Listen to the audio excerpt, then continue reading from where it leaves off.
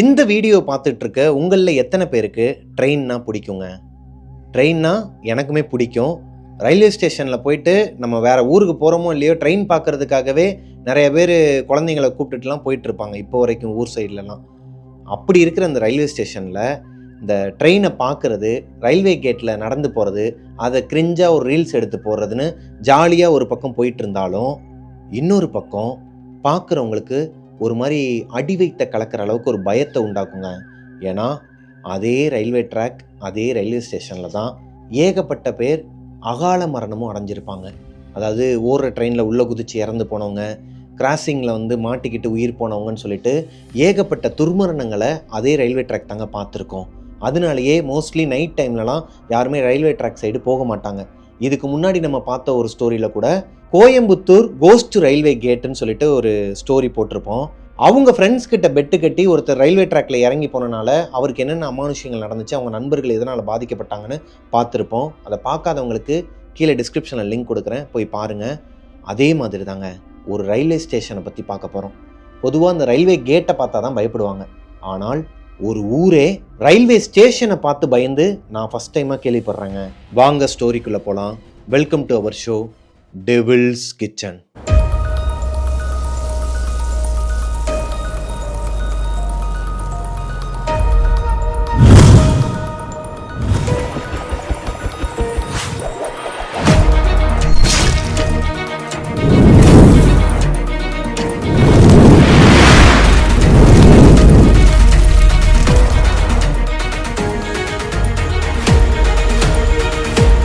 Hello ghosties, நான் உங்களோட பிரபாகரன். இன்னைக்கு நம்ம பார்க்க போகிற ஸ்டோரி இந்தியாவிலேயே மோஸ்ட் ஹாண்டட் ரயில்வே ஸ்டேஷனில் ஒன்றான பேகன்குடா ரயில்வே ஸ்டேஷனை பற்றி தாங்க.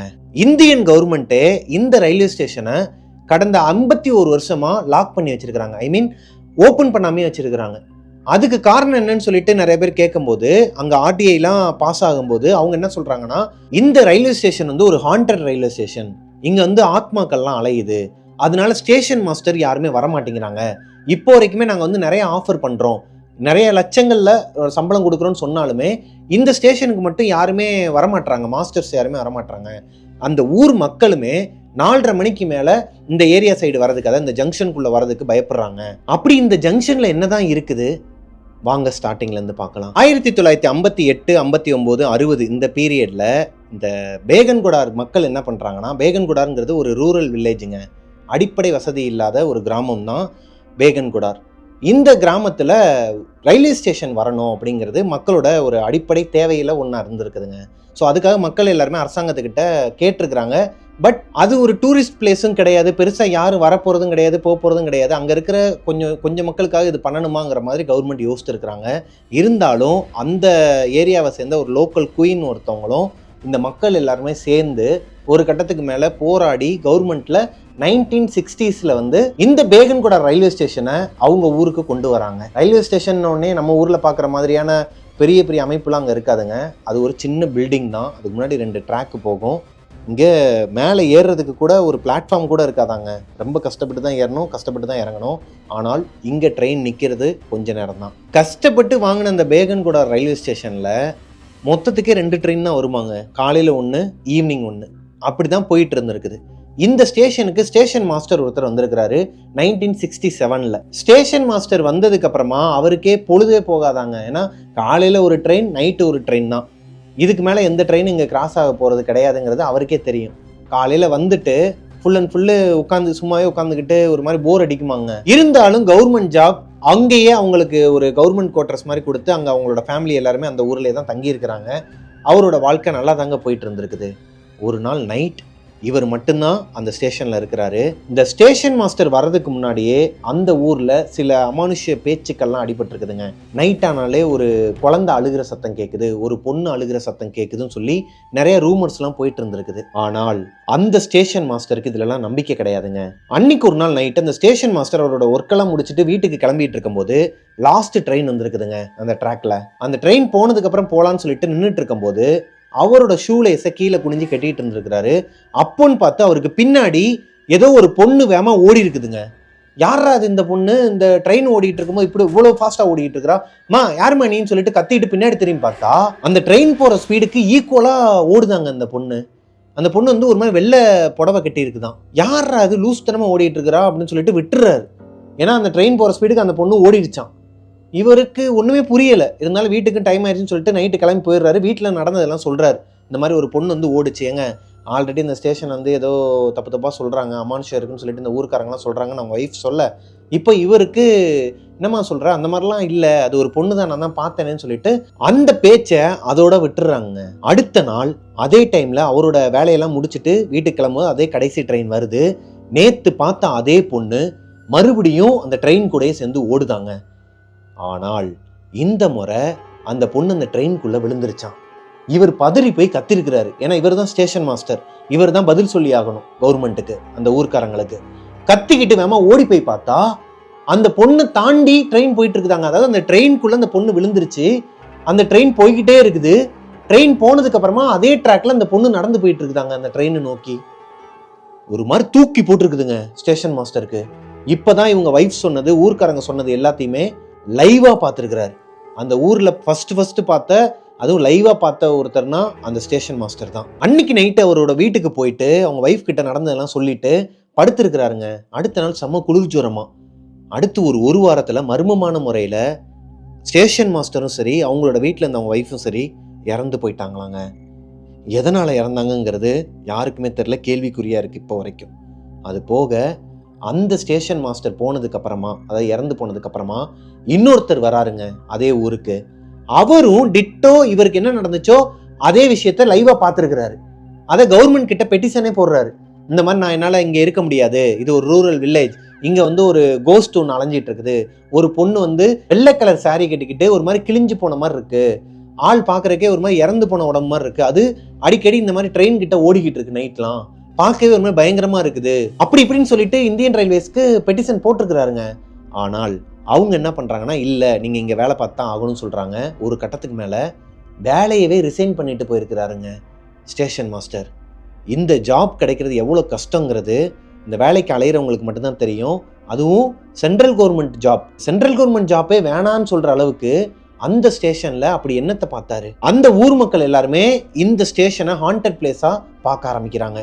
அதாவது 3 வருஷம் போராடி கவர்மெண்ட் கிட்ட இருந்து வாங்கின ஒரு விஷயத்த, ஒரு கிஃப்ட் உங்களுக்கு. அது பேகன்குடா ரயில்வே ஸ்டேஷன் ஹாண்டட் பிளேஸா அறிவிக்கப்படுதுங்க.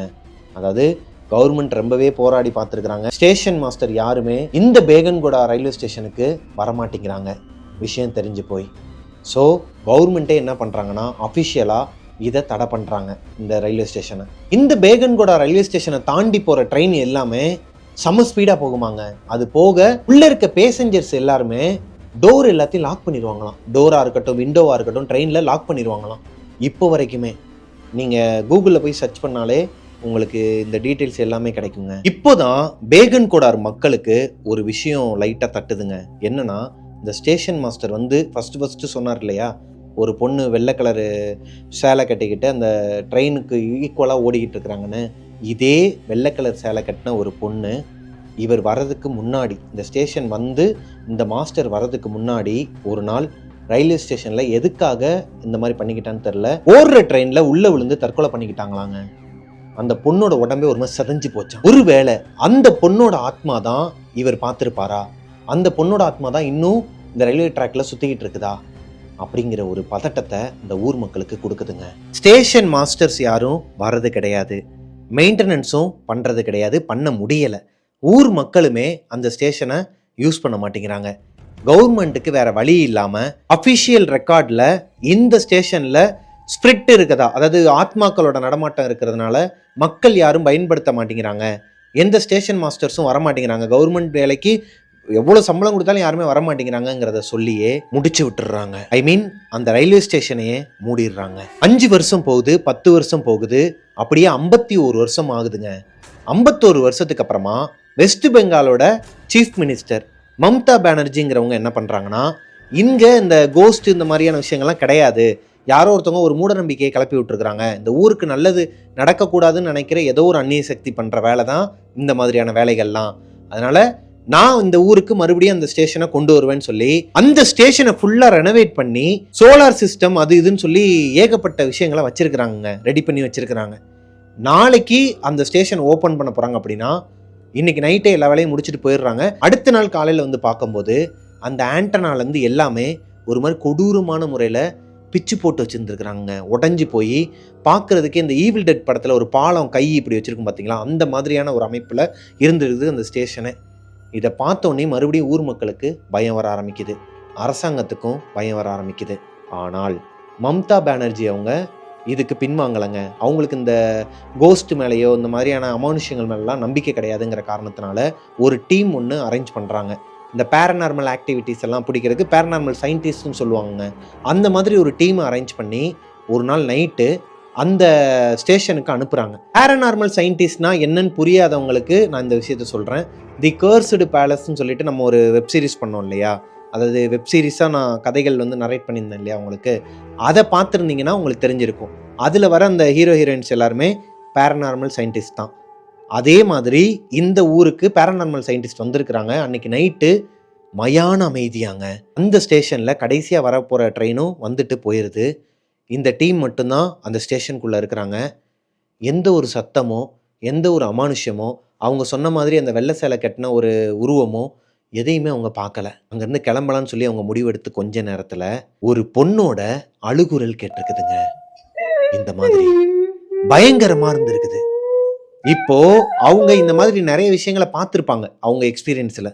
பயப்படாம அந்த சத்தம் எங்கே வருதுன்னு சொல்லிட்டு அந்த மீட்டர்லாம் வச்சுருப்பாங்க இல்லையா, அதை வச்சு பார்க்கும்போது அந்த ஊரில் இருக்கிற யாரோ ஒருத்தர் தான் அந்த ஸ்டேஷனுக்கு பின்னாடியிலேருந்து அழுகிற மாதிரி சவுண்டு கொடுத்துருக்குறாங்க. இதை பார்த்து அந்த பேரநார்மல் சயின்டிஸ்ட் டீம் என்ன பண்ணுறாங்கன்னா அவங்கள விரட்ட ஆரம்பிச்சிருக்கிறாங்க. கொஞ்சம் தூரத்தில் அவங்க காணா போயிட்டாங்களாம், ஏதோ ஒரு சந்துக்குள்ளே போய் எங்கேயோ போய் மறைஞ்சிக்கிட்டாங்களாம். அப்போது ஊருக்குள்ளே இருக்கிற யாரோ ஒருத்தர் தான் இந்த மாதிரியான விஷயங்கள்லாம் பண்ணி இந்த ரயில்வே ஸ்டேஷனை இங்கே வரவிடாமல் தடுக்கிறாங்கங்கிறது கன்ஃபார்மே ஆகிருக்குதுங்க. இப்போ அஃபிஷியலாகவே அந்த ஸ்டேஷன் வந்து ஓப்பன் பண்ணிடுறாங்க. இந்த சம்பவத்துக்கு அப்புறமா இந்தியன் கவர்மெண்ட், இந்தியன் ரயில்வேஸ் வந்து அந்த ஸ்டேஷனை ஓப்பன் பண்ணிடுறாங்க. ஆனால் அந்த ஸ்டேஷனில் ஸ்டேஷன் மாஸ்டர் கிடையாது, எலக்ட்ரிசிட்டி கிடையாதாங்க. இப்போ வரைக்குமே அந்த பேகன்கோடா ரயில்வே ஸ்டேஷனில் அமானுஷ்யம் இருக்கிறதா நம்பப்படுதாங்க. கவர்மெண்ட் நிரூபிச்சதுக்கு அப்புறமா சிலர் மாறிட்டாங்களாங்க. ஓகே, இது வந்து ஊருக்குள்ள இருக்கிற எவனோ ஒருத்தன் தான் அந்த மாதிரி பொருளையை கிளப்பி விட்டுருக்கிறான்னு சொல்லிட்டு.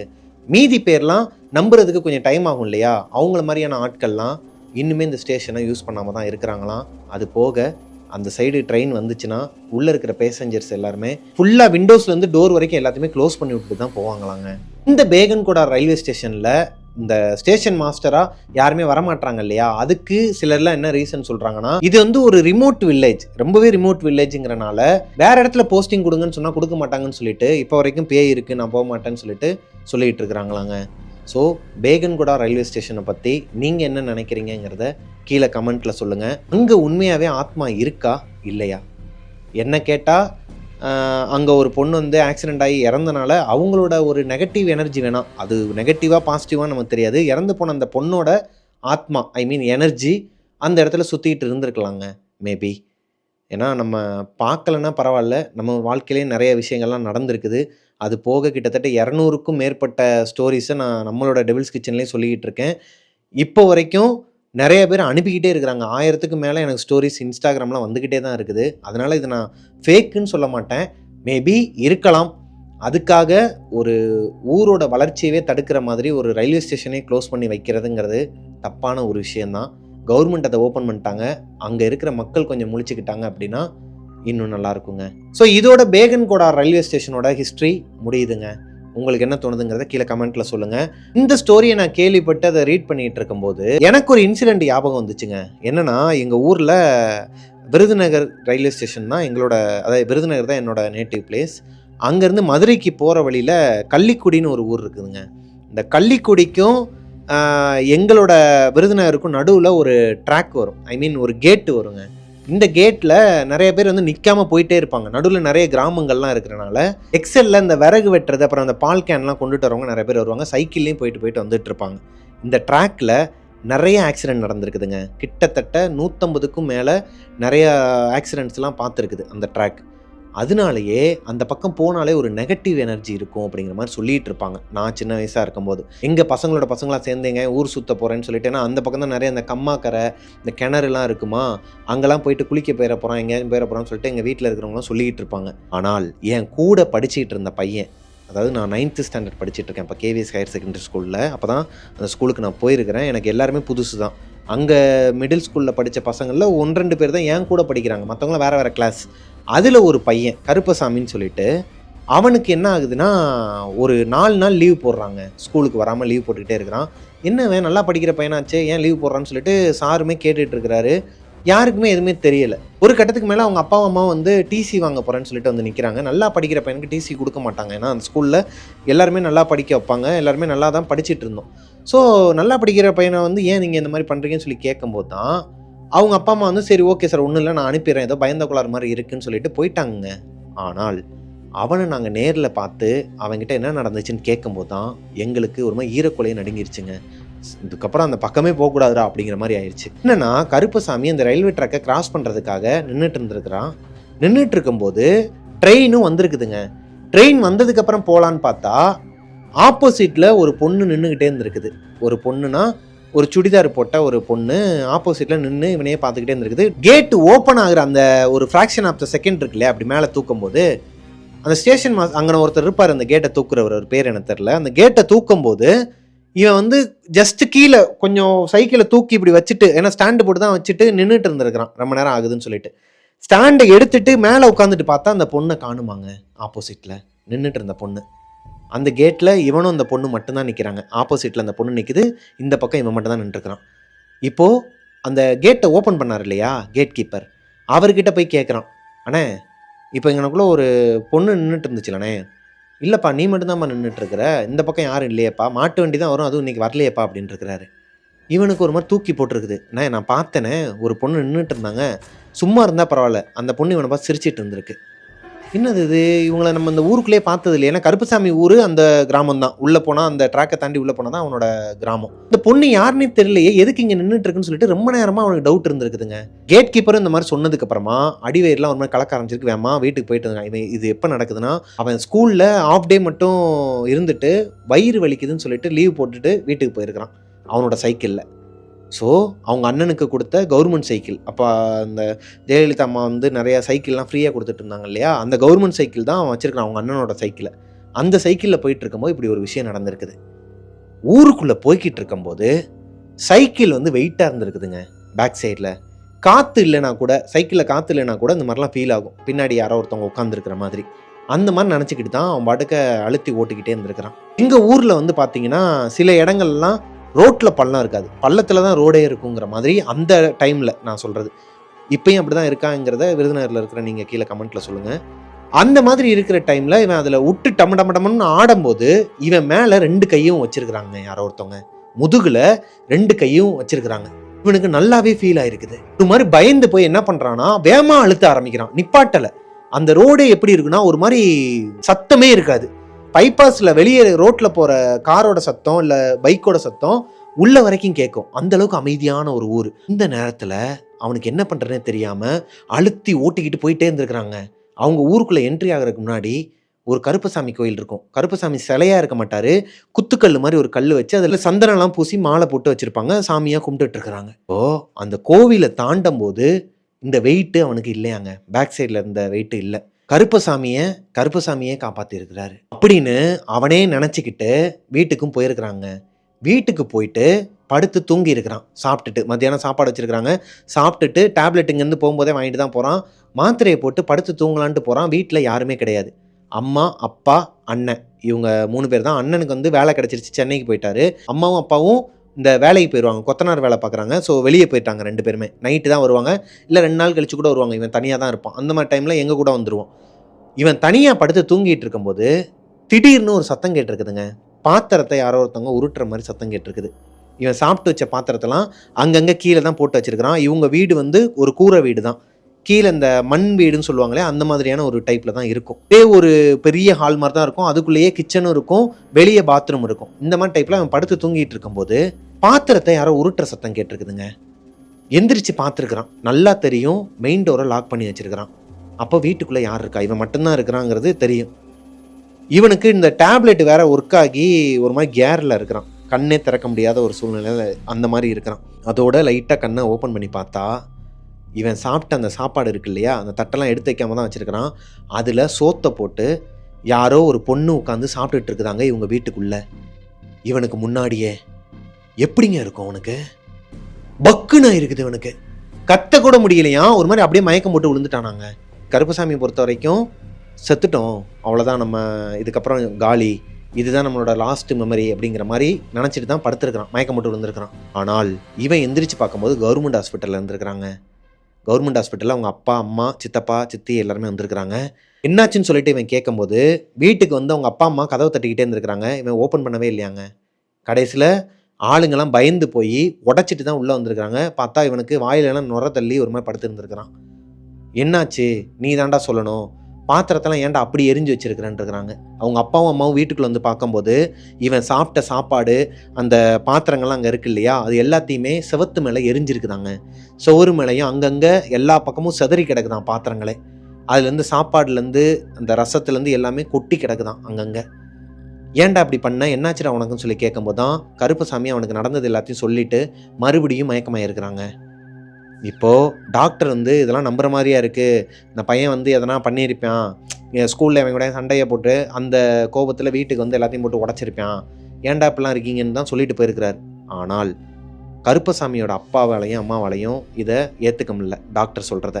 ஏன்னா இந்த பையன் அப்பேற்பட்ட பையன், நல்லா படிக்கிற பையன், கஷ்டப்பட்டு ஒரு மிடில் கிளாஸுக்கும் கீழே இருக்கிற ஒரு ஃபேமிலி. இந்த பையனோட அண்ணன் கஷ்டப்பட்டு படித்து ஒரு நல்ல வேலைக்கு போயிட்டார் சென்னையில் ஐடியில். இப்போ அந்த பையன் படித்து தான் அவங்க குடும்பத்தை காப்பாற்றணும், அவனும் ஒரு நல்ல நிலைமைக்கு வரணுன்ட்டு ஓடிட்டு இருக்கிற ஒரு பையன் ஏன் இப்படி பண்ண போகிறான் அப்படிங்கிற ஒரு தாட் அவங்க அப்பாவுக்கும் அம்மாவுக்கும் இருக்குது. அவங்களோட குலசாமி ஜக்கம்மா. இந்த ஜக்கம்மா கிட்ட கூட்டு போகிறாங்க. விருதுநகர்லேயே ஒரு ஏரியாவில் இருக்குது ஜக்கம்மா கோயில். அந்த கோயிலுக்கு கூட்டு போய் மந்திரிச்சு விட்டுட்டு அங்கே இருக்கிற ஒரு அம்மா என்ன சொல்லியிருக்கிறாங்கன்னா, இந்த பையனை ட்ராக்கில் இருக்கிற இந்த ட்ராக்கை தாண்டி தானே வருவான் அப்படின்னு சொல்லி கேட்டிருக்காங்க. ஆமான்னு இருக்கிறாங்க. இந்த ட்ராக்கில் இருந்து தான் ஏதோ ஒரு காற்று கருப்பு இவன் மேலே அண்டி இருக்குது அப்படிங்கிற மாதிரி சொல்ல, இப்போ இந்த பையனும் ஓப்பன் பண்ணுறான். கருப்பசாமி இப்போ தான் சொல்கிறான் நடந்ததை. நான் ஒரு பொண்ணை பார்த்தேன், சிரிச்சுக்கிட்டே இருந்துச்சு, இந்த மாதிரி கேட் கீப்பர்கிட்ட போய் கேட்டேன், அங்கே நீங்கள் மட்டும்தான்ப்பா நின்றுட்டு இருந்தால் அங்கே பக்கம் யாருமே இல்லைன்னாரு. ஆனால் நான் வண்டியில் வரும்போது சைக்கிள் ஓட்டிகிட்டு இருக்கும்போது பின்னாடி யாரோ ஒருத்தவங்க உட்காந்து இந்த மாதிரி எனக்கு ஃபீல் ஆச்சுப்பா. இதுக்கப்புறமா நம்ம கருப்பசாமி அந்த ஊர் எல்லையில் இருக்கார் இல்லையா, அவரை தாண்டி வரும்போது எனக்கு அது ஃபீல் ஆகலை. ஆனால் வீட்டுக்குள்ளே நான் கண்முழிச்சு பார்க்கும்போது ஏதோ ஒரு பொண்ணு, நான் மெயின் டோரை க்ளோஸ் பண்ணி வச்சிருக்கிறேன், ஆனால் வீட்டுக்குள்ளே உட்காந்து சாப்பிட்டுட்டு இருந்துச்சு, அதுதான் நான் கடைசியாக பார்த்ததுன்னு இருக்கிறான். இப்போது அவனை அங்கேயே மந்திரிச்சு விட்டு திருநீர்லாம் போட்டு கிட்டத்தட்ட ஒரு 10 நாள் வரைக்குமே அந்த கோயிலுக்கு போயிட்டு வந்திருக்கிறாங்க.